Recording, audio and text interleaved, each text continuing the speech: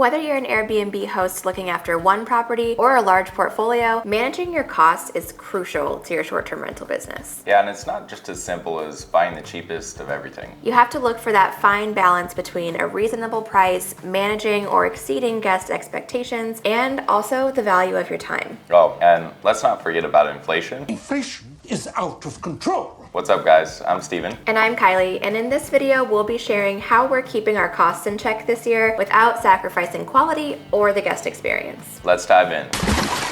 As operational costs continue to rise in all industries, including hospitality, managing costs has become more important and more challenging than ever. Inflation has affected the cost of our supplies, but also things like our cleaning services, maintenance, and other providers that we deal with. And it's even affecting our revenue streams as guests are becoming more and more cautious of how they're spending their money. But fear not, with some smart strategies, you can combat the inflation and ensure you're optimizing costs in your short-term rental business. One area where inflation can quickly and directly impact costs is supplies. Items like cleaning products, toiletries, and linens have all seen price increases over the last few months. That's why it's so important to do regular audits of your supply sources, scrutinizing both the cost and also the time value associated with shopping for those items. We use the subscribe and save feature from Amazon for some of the things that we buy on a recurring basis, things like hand soap, dish soap, and body wash. And during our audit, we did find that we still have the best price for quality for those items, but even if it were slightly higher, we still might keep it as is. And that's because of the time value of the subscribe and save feature. It's really just out of sight and out of mind. Multiple big bottles of hand soap get delivered to our front door every month without fail, and it's something that we never have to worry about. And we can then distribute those items to the properties as needed. We get a lot of other items from Costco. We've done that kind of cost-benefit analysis with the quality, but we do try and order from their online shipping service as much as possible to save that trip to the store. And also, if you've ever done a Target run or a Costco run where you end up putting way more things in your cart than you imagined you would, or that were on your list to get in the first place, you know that sometimes having that list and just ordering online keeps you from overspending as well.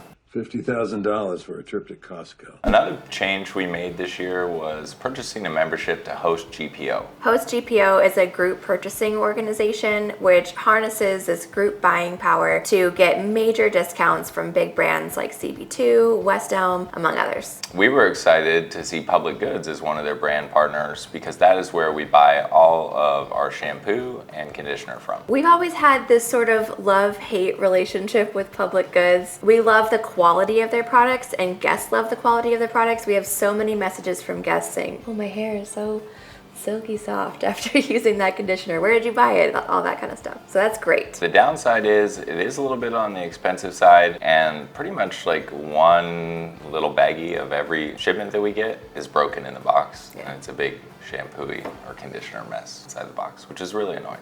It's everywhere. We are testing out their big bottles of pump shampoo, which if you've watched some of our videos in the past, we are wary about using pumps because it takes so long, but these seem to be like extra powerful pumps. We refilled some this morning. It took like 15 pumps to fill a shampoo bottle, so not that bad, but we'll follow up and let you know how it's going. Maybe getting away from the bags. Anyway, we were using the wholesale side of their site where you can buy things in bulk, but when we really did a price audit, we noticed that the price for 6 packs of shampoo bags, for example, were the same on the regular site, so there really wasn't any cost savings to be had. Public Goods does have a subscription service on their regular site where you can have like kind of like a subscribe and save where you have recurring purchases every month for X number of bags, and you do get a slight savings for signing up for that. But then we found out that Host GPO gives a 25% discount on Public Goods items, so we were sold. Yeah, that 25% discount is gonna more than pay for the Host GPO membership. We're on track just on shampoo and conditioner products to probably save about $600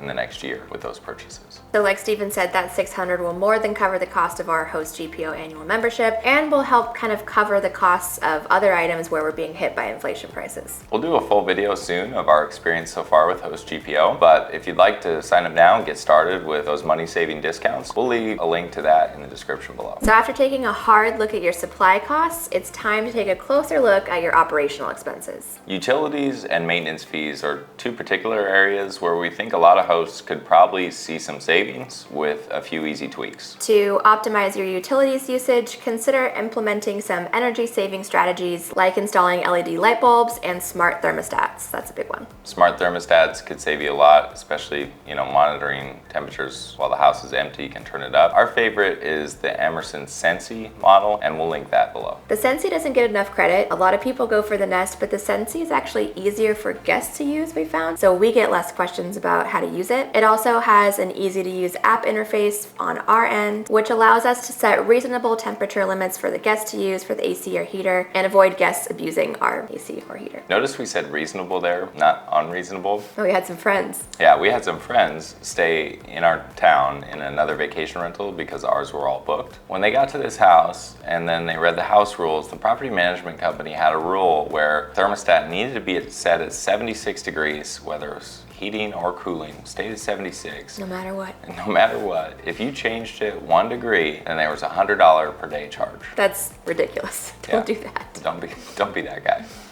It feels really hot in here. Is it hot in here? Another thing to look at is perhaps you have time of use pricing from your utility, and if you're charged a higher rate at most of the time afternoon, 4 to 9 p.m., set things like your pool pump to make sure they run at the off-peak times. That's a way you can just easily save a few bucks every month. Depending on what your current utility rates are, you might want to consider looking into solar, but this won't be a cost-effective solution for everyone. For example, we installed solar on our own primary residence, and it made sense here because we have especially high utility rates here in Palm Desert, and we also have 2 electric cars, and our payoff on that solar install was like less than 5 years. And in contrast, our mountain house, which is only about 20 minutes away from our primary residence, but in a different power district, the electricity rate is about a quarter of what it is here. So installing solar there just didn't make sense. We also looked at it for our Scottsdale property, and the payoff there was about 10 years, so it's like not a bad deal, definitely something to consider. But given some uncertainty with that property, we just decided it wasn't the best investment for us at this time. The last category that we want you to consider during times of inflation is maintenance costs. Make sure you're keeping up with your preventative maintenance because this routine maintenance can help prevent major repairs down the line. Yeah, there's a few easy things that they don't take long to do while you're visiting the property. We regularly check that all drains are flowing well and use our little pan snake thing to pull out any disgusting hair or other things that might be clogging up the drain. Stuff builds up quickly, especially in bathrooms, so that's a quick and easy one to check. We also walk the exterior of the property regularly, check for any irrigation leaks, check that plants look like they're being watered, and then you can look for like signs of broken sprinkler heads. Or drainage issues. Or settling in your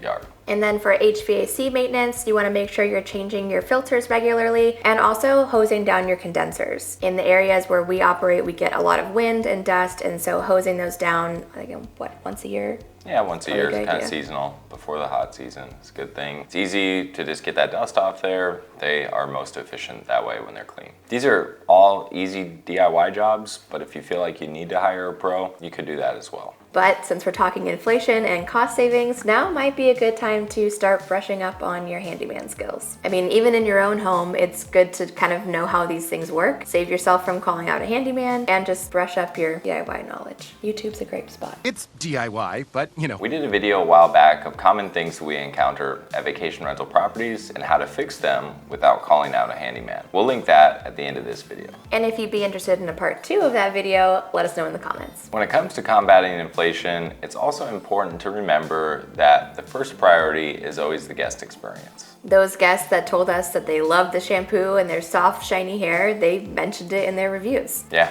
they really did. And those positive reviews impact our brand's reputation and attract more bookings. Satisfied guests are also much more likely to refer your property to friends or family, and you get that word of mouth benefit. AKA free marketing and more bookings. So always be on the lookout for how to optimize those expenses, but always keep guest experience at the top of your mind. Thanks for watching, and we'll see you in the next video.